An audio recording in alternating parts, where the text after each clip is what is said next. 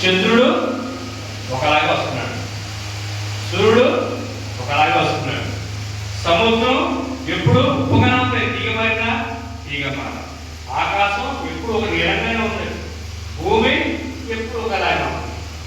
మరి ప్రపంచం అంతా ఒకలాగే నడుస్తున్నప్పుడు లా ఇలాహ ఇల్లల్లాహ్ అల్లాహు అక్బర్. అవునా కదా? భాషగా మీరు అల్లాహు అక్బర్ అంటున్నారు, బాగానే ఉంది.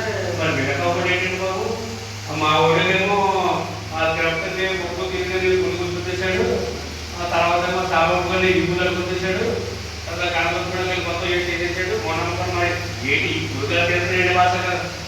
ఇక్కడ నేనేమో అల్లాహు అక్బర్ అంటున్నారు, మరి వాళ్ళు వెళ్తున్నారు పూర్వకు లా తిరిగి అది పాయింటే కదా. రైతులు లావుకుంటాడు, ఇక్కడ అలా ఒక్కడే అంటున్నాడు.